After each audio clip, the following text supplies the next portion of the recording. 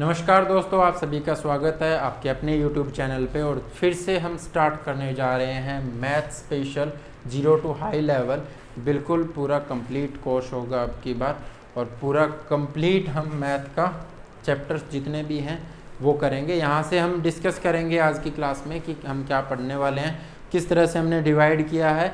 और इस बार आपको बिल्कुल PDF मिलेगी, नोट्स मिलेंगे, जो भी क्लास होगी उसके नोट्स मिलेंगे, और आपको वहाँ से क्वेश्चन जिस चैप्टर के जितने बनते हैं उसकी भी PDF दी जाएगी। तो टेंशन लेने की बिल्कुल ज़रूरत नहीं है, पूरा कोर्स यहाँ पर हम पढ़ेंगे इस बार। तो साथ बने रहिए, इस वीडियो को लास्ट तक देखना और फिर आपको डिसाइड करना है कि आपको इसको शेयर करना है, नहीं करना है, लाइक करना है, नहीं करना है। लास्ट तक ज़रूर देखना इस वीडियो को, फिर पता चलेगा कि हम क्या पढ़ने वाले हैं और क्या चीज़ें हम नहीं सीखने वाले हैं। तो सबसे पहले वो PDF जो है आपको वो कहाँ पर मिलेगी, तो आपको टेलीग्राम पे ग्रुप है वो आपको ज्वाइन कर लेना है, मैथ्स बाय प्रदीप साहू के नाम से। वहाँ पर आपको सब चीज़ों की PDF, जो भी आपको क्वेश्चन मैं यहाँ पर कराऊंगा उसकी सॉल्यूशन की PDF और वो क्वेश्चन की PDF आपको वहाँ पर मिल जाएगी। तो हम क्या पढ़ने वाले हैं, कहाँ से स्टार्ट करने वाले हैं, यहाँ हम आज डिस्कस करते हैं। और क्लासिफिकेशन ऑफ नंबर्स हम आज पढ़ेंगे। सबसे पहले मैं बात करता हूँ, 3 पार्ट्स में हम मैथ को पढ़ेंगे। नंबर सिस्टम,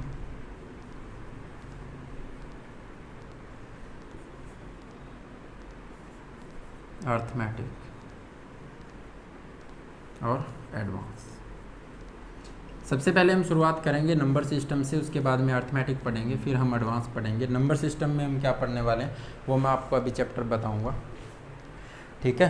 तो उसके बाद हम जो भी अर्थमेटिक जब हम स्टार्ट करेंगे उसमें कौन कौन से चैप्टर हम पढ़ने वाले हैं वो बताऊंगा, और एडवांस में हम कौन कौन से चैप्टर पढ़ने वाले हैं वो भी बताऊंगा। तो नंबर सिस्टम की बात करें तो नंबर सिस्टम में आपके पास सबसे पहले क्लासिफिकेशन ऑफ नंबर।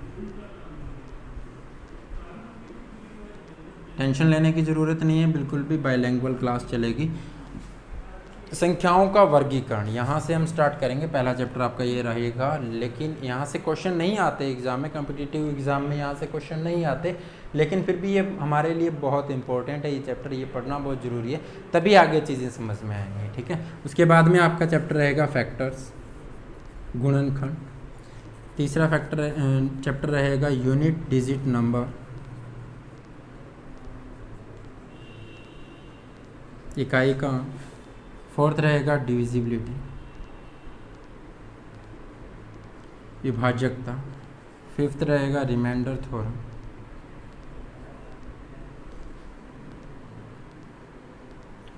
शेषफल प्रमेय। 6 रहेगा आपका APGP। समांतर श्रेणी, गुणोत्तर श्रेणी, arithmetical progression, geometrical progression.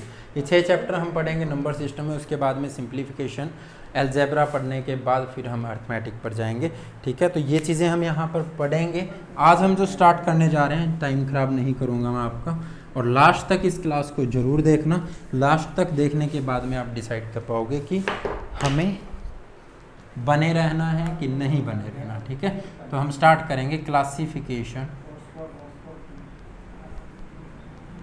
Of numbers, संख्याओं का वर्गीकरण। तो सबसे पहले हमें ये पता होना चाहिए कि इस चैप्टर में हम क्या पढ़ेंगे। पूरी चीज़ें हम डिस्कस करके चलेंगे कि क्लासिफिकेशन ऑफ नंबर्स में हम क्या पढ़ेंगे। जो भी हम पार्ट स्टार्ट करेंगे, जैसे हमने नंबर सिस्टम स्टार्ट किया उसके बारे में हमने डिस्कस किया कि इसमें हम क्या क्या पढ़ेंगे। इसी तरह से जब भी हम चैप्टर नया स्टार्ट करेंगे उसमें हम डिस्कस कर लेंगे कि क्या क्या चीज़ें हम इसमें पढ़ने वाले हैं। तो सबसे पहले हम इसको 2 पार्ट्स में डिवाइड करेंगे, रियल नंबर्स और इमेजिनरी नंबर्स। इमेजिनरी नंबर्स का हमारे यहाँ पर ज़्यादा यूज़ नहीं होता, कॉम्पिटिटिव एग्ज़ाम में ज़्यादा यूज़ नहीं होता इसका। तो रियल नंबर्स को हम फिर आगे फर्दर पढ़ेंगे। इंटीजर, अभी ये स्टार्ट नहीं है, रियल नंबर के बारे में भी डिटेल में बताऊंगा। अभी मैं ये बता रहा हूँ कि इस चैप्टर में हम क्या पढ़ने वाले हैं। इंटीजर, और इसको 2 पार्ट्स में डिवाइड करेंगे। दूसरा पार्ट है इसका डेसिमल। डेसिमल को फर्दर डिवाइड करते हैं टर्मिनेटिंग, नॉन टर्मिनेटिंग। हिंदी भी बताऊंगा जब हम इसको पूरा डिटेल में पढ़ेंगे। ठीक है, ये शांत होते हैं, ये अशांत हैं। ये दशमलव की बात क्या चल रही है, तो शांत दशमलव, अशांत दशमलव। नॉन टर्मिनेटिंग को फिर से डिवाइड कर देते हैं, repeating, non repeating.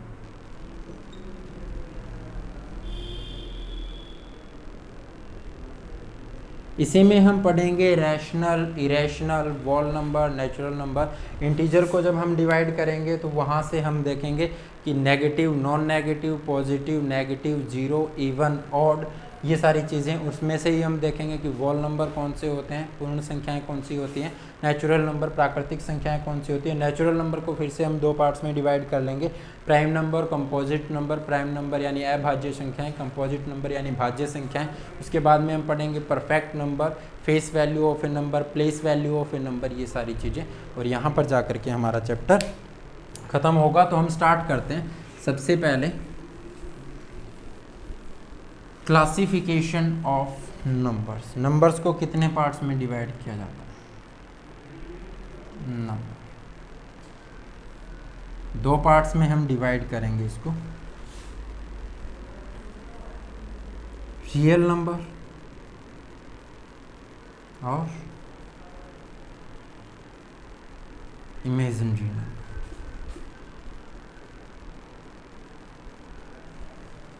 Real number यानी वास्तविक संख्या,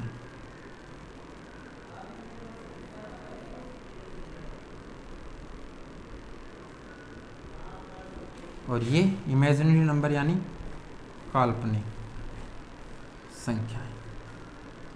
कौन सी होती है वास्तविक संख्याएं बच्चे? वो संख्याएं होती हैं जिनको नंबर लाइन पर आप डिफाइन कर सकते हैं, नंबर लाइन पर आप बना सकते हैं, यानी 0, 1, 2, 3, 4 up to infinite, -1, -2, -3 up to minus infinite. यहाँ पर 1.1, 1.2, 1.3, 1.4 और उनके बीच में आने वाले नंबर भी हम नंबर लाइन पर डिफाइन कर सकते हैं।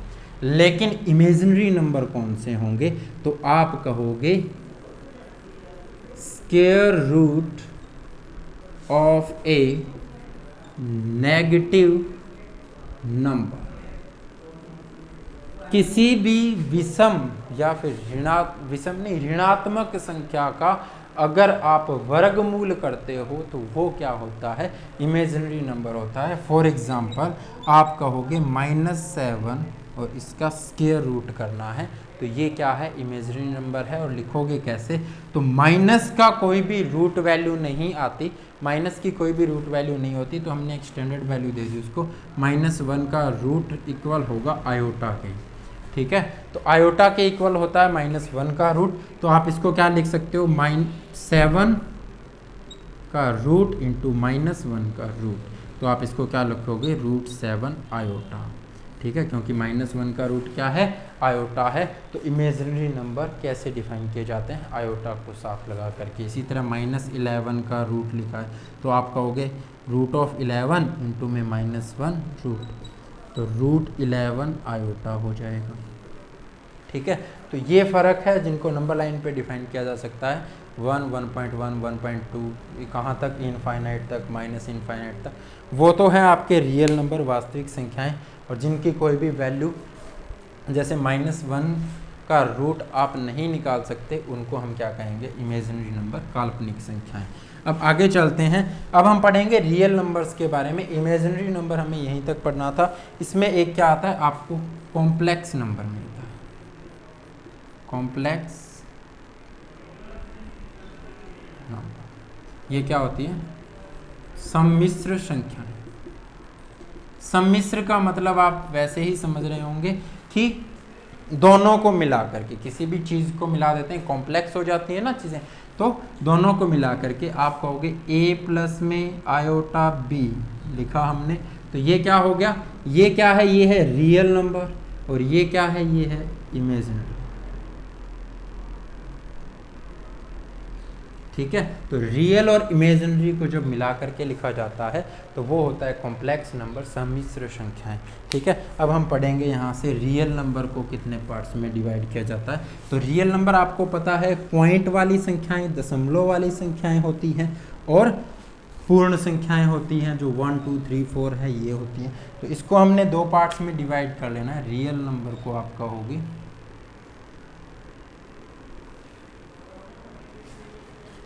वास्तविक संख्याएं। इसको हम दो पार्ट्स में कौन कौन से इसको हम डिवाइड कर सकते हैं, इंटीजर और डेसिमल। ये क्या है, पूर्णांक, और ये दशमलव रूप। ठीक है, दो पार्ट्स में डिवाइड कर लिया। यहाँ पर जो पूर्णांक हैं जो 1 2 3 4 है वो तो कहाँ आ जाएंगे, वो तो इसमें इंटीजर में आ जाएंगे। और जो पॉइंट वाली संख्याएं हैं जैसे 0.256, ठीक है, वो कहाँ पर आ जाएंगी, वो डेसिमल में आ जाएगी। तो अगर डेसिमल को आगे हम फर्दर डिवाइड करते हैं, इंटीजर को भी हम आगे पढ़ेंगे, लेकिन अभी इस वीडियो में हम डेसिमल के बारे में पढ़ते हैं। तो डेसिमल आप डिवाइड कर सकते हो टू पार्ट्स में। कौन सा, एक तो होगा टर्मिनेटिंग और एक होगा नॉन टर्मिनेटिंग। बिल्कुल बेसिक से होगा, कोई भी फॉर्मूला मैं आपको ये नहीं कहूँगा बच्चे कि इसका रट्टा मारना है, नहीं। पहले आपको लॉजिक बताऊंगा फिर फॉर्मूले पर हम जाएंगे। ठीक है, टर्मिनेटिंग क्या होता है, शांत, यानी शांत दशमलव। और ये क्या होता है, ये होता है अशांत दशमलव। ठीक है, टर्मिनेटिंग, नॉन टर्मिनेटिंग। टर्मिनेटिंग यानी शांत का मतलब क्या हुआ कि जो कहीं ना कहीं जा कर के शांत हो जाए, रुक जाए। ठीक है, जैसे 0.125, ठीक है, और 0.25, 1.625, कुछ भी आप लिखते हो जो कहीं भी जा कर के रुक जाए, ठीक है, उसको क्या कहोगे आप, शांत दशमलव कहोगे। और अशांत दशमलव आप लिख रहे हो 1.2629878 और आगे भी चलता जा रहा है, ये क्या है, अशांत दशमलव है। ठीक है, लेकिन इसमें भी, अशांत में भी दो पार्ट्स में डिवाइड हो जाता है आगे।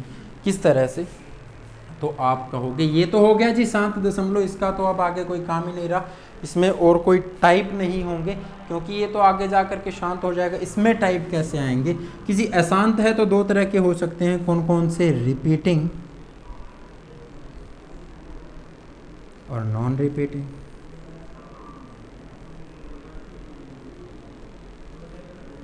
कौन कौन से हो सकते हैं, रिपीटिंग और नॉन रिपीटिंग। तो रिपीटिंग का मतलब क्या है, आवृत्ति, और नॉन रिपीटिंग का मतलब क्या है, अनावृत्ति। रिपीटिंग का मतलब क्या हुआ, जैसे आप लिखते हो 0.3333 और यही आगे चलता जा रहा है तो आप कहोगे 0.3 पर बार। इस बार का मतलब क्या है, आप कह रहे हो कि जी ये 3 चलता ही रहेगा, ये रुकेगा नहीं, लेकिन है क्या, है ये रिपीटिंग, बार बार रिपीट हो रहा है 3। इसी तरह आप लिखोगे 0.189 189 189 और यही आगे चलता जा रहा है तो आप कहोगे 0.189 पर बार, यानी ये रिपीटिंग हो गया, ये रिपीट हो रहा है बार बार।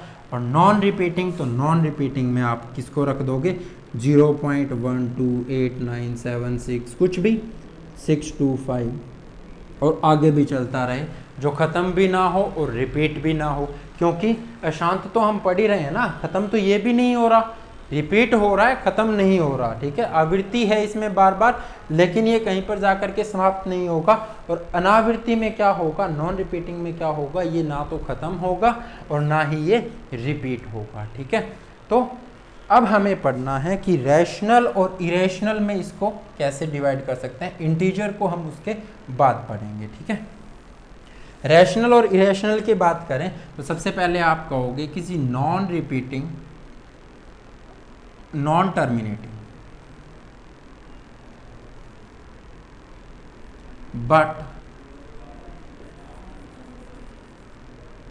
Repeating decimal.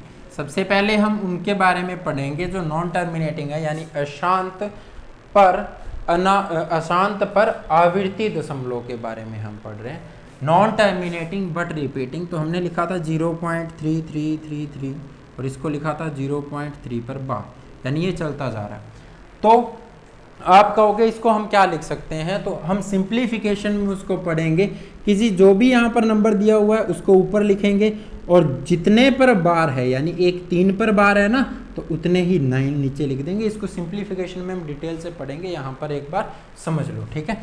ये क्या हो जाएगा, ये 1/3, यानी 1/3 को जब भी आप सॉल्व करोगे तो वो 0.333 कहीं भी नहीं रुकेगा, वो चलता ही रहेगा, ठीक है। इसी तरह हमने लिखा था 0.189 और ये चलता ही जा रहा था, तो ये क्या था 0.189 पर बार। तो अगर इसको आप सॉल्व करना चाहते हो तो 189 लिखोगे और जितने पर बार है उतने ही 9 लिखने हैं नीचे। तो सबसे पहले 9 पर कटेगा, ये 21 आ जाएगा, 9 दूनी 18, 9 एकम 9, तो ये 111। अब किस पर कटेगा, तो अब 3 पर काटोगे, ये 7 आ जाएगा, ये 37 आ जाएगा। तो ये हो गया 7/37, ठीक है। यानी non terminating but repeating decimal को हम किस फॉर्म में लिख पा रहे हैं, हम p/q की फॉर्म में लिख पा रहे हैं, ठीक है। 1/3 लिख दिया, 7/37 लिख दिया, यानी non terminating but repeating decimal को हम किस में लिख पा रहे हैं, p/q की फॉर्म में लिख पा रहे हैं। और जिनको p/q की फॉर्म में लिखा जा सके उन्हें क्या कहते हैं, उन्हें कहते हैं रैशनल नंबर। क्या कहते हैं, रैशनल नंबर, यानी परिमेय संख्याएं। क्या कहते हैं, परिमेय संख्याएं, यानी non terminating but repeating decimal क्या होंगे, आपके परिमेय संख्याएं होंगी। और कंडीशन क्या होती है कि जी q is not equal to 0 and p and q are integer, ये पूर्णांक होने चाहिए। p और q क्या होने चाहिए, पूर्णांक होने चाहिए, और q is not equal to 0 होना चाहिए। अगर ऐसा कोई भी नंबर है जिसको p/q की फॉर्म में हम लिख सकते हैं तो वो क्या होगा, वो आपका रैशनल नंबर होगा, परिमेय संख्या होगी। उम्मीद करता हूँ ये आपको चीज़ समझ में आई होगी कि रैशनल नंबर किस तरह से बनते हैं, डिफाइन किए जाते हैं। अब हमने पढ़ लिया non terminating but repeating decimal, यानी ये वाले क्या होंगे, ये रैशनल होंगे, परिमेय संख्याएं होंगी, ठीक है। अब हम पढ़ते हैं, इसको मैं यहां से साफ कर देता हूं। ये भी लिख के इसलिए रख रखा है क्योंकि यहाँ से भी मुझे आपको कुछ बताना है कि कौन कौन से रैशनल होंगे, कौन से इरेशनल। अब हम पढ़ते हैं non terminating but non repeating decimal. Non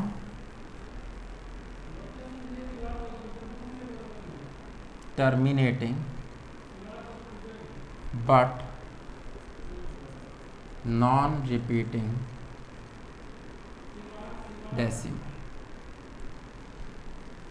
non terminating यानी अशांत और अनावृत दशमलव, ये क्या होते हैं, ये कहीं पर भी शांत नहीं होंगे भाई। 6, 9, 2, 6, 8, 5 और ये आगे भी चलते रहेंगे। ये होते कौन से हैं, तो किसी भी प्राइम नंबर का अगर आप रूट करते हो, यानी कोई n नंबर है उसका रूट कर रहे हो और वो एक प्राइम नंबर है,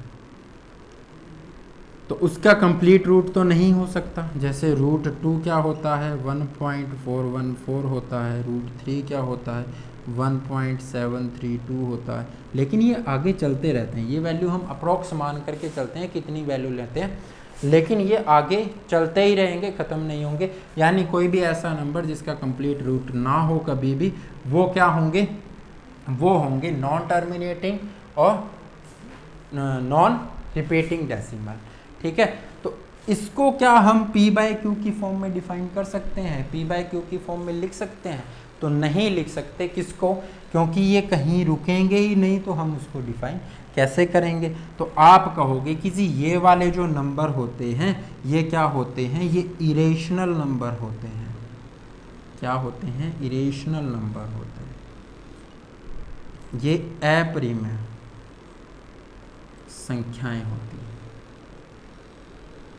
क्या है, अपरिमेय संख्याएं, इरेशनल नंबर होंगे। अब आपके दिमाग में ये क्वेश्चन आता होगा कि जी पाई रैशनल है कि इरेशनल है, ठीक है। तो सबसे पहले आपको यहाँ से ये पता चल गया कि non terminating but non repeating decimal क्या है, ये इरेशनल नंबर है।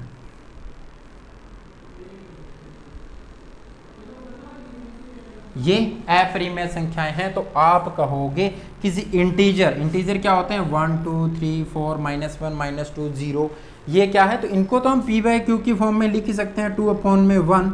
यहाँ पर q क्या हो गया, q = 1 हो गया, बस फर्क इतना ही है। p and q are integer, पूर्णांक हैं दोनों।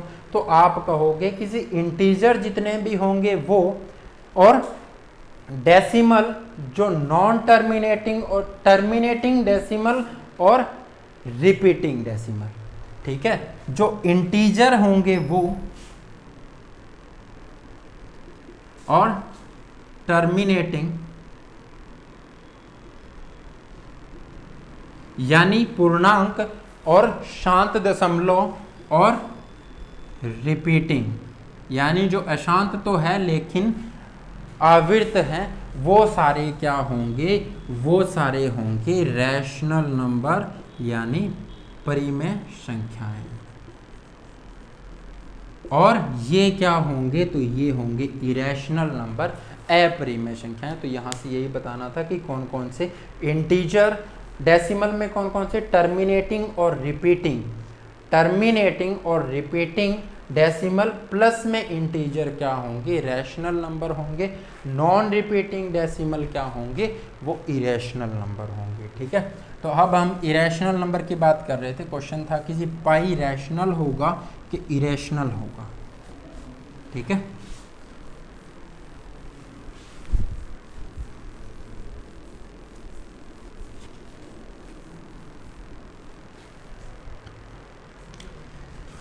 तो pi is a irrational number. अब आप कहोगे कि जी आपने तो ये लिख दिया इरेशनल नंबर, ये अपरिमेय संख्या है।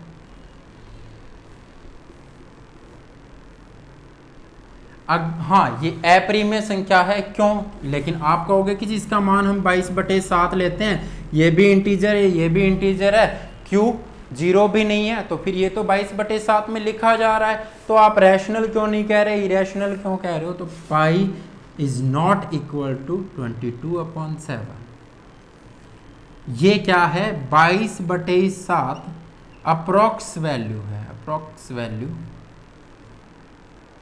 Of pi. ये अप्रोक्स वैल्यू लेते हैं। ठीक है, तो आप कहोगे कि जी ये इसकी वैल्यू नहीं है, तो इसकी वैल्यू क्या है, तो इसको लिखते हैं 3.1416 और ये आगे चलता रहता है। आज तक पाई के 5 लाख दशमलव अंकों तक वैल्यू निकाल ली गई है, लेकिन वहाँ तक भी ये शांत नहीं होता, ये टर्मिनेट नहीं होता, इसीलिए हम कहते हैं ये अपरिमेय संख्या है। लेकिन 22/7 क्या है, 22/7 रैशनल नंबर है। क्या है, रैशनल नंबर है, ये परिमेय संख्या है। क्यों है ये परिमेय संख्या, तो इसकी जब हम वैल्यू निकालते हैं तो इसकी वैल्यू आएगी आपके पास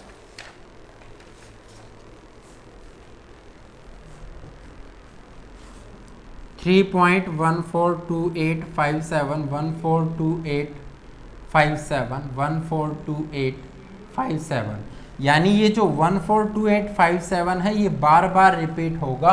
तो ये बार बार रिपीट होगा, इसका मतलब क्या हुआ कि ये क्या है, ये non terminating but repeating decimal है। ये अशांत दशमलव पर आवर्त दशमलव में आता है। इस वजह से आप कहोगे कि जी 22/7 रैशनल नंबर है और पाई क्या है, पाई इरेशनल नंबर है, क्योंकि अब तक 5 लाख दशमलव तक तो इसकी वैल्यू निकाल ली गई है, वहाँ तक ये टर्मिनेट नहीं होता। तो ये थी आपकी अंतिम चीज़ें। इसके बाद नेक्स्ट क्लास में हम इस चैप्टर को कंप्लीट कर लेंगे और इसी तरह से चीज़ों को अच्छी तरह से पढ़ेंगे। अगर वीडियो अच्छी लगी हो तो शेयर ज़रूर करना दोस्तों के साथ। और बिल्कुल आप फैक्टर्स चैप्टर जब पढ़ोगे तो आपको पता चल जाएगा कि हम किस लेवल से पढ़ रहे हैं और किस लेवल की चीज़ें पढ़ रहे हैं। डेली आपको अब क्लास मिलेगी, नोट्स भी मिलेंगे, क्वेश्चन प्रैक्टिस के लिए मिलेंगे। तो आप टेलीग्राम ग्रुप को ज्वाइन कर लेना और वहाँ से आपको PDF मिलती रहेगी। इस क्लास में इतना ही, नेक्स्ट क्लास में अच्छे क्वेश्चंस के साथ, अच्छे कंसेप्ट के साथ फिर मिलेंगे। तब तक स्वस्थ रहिए, अपना ध्यान रखिए। Thank you.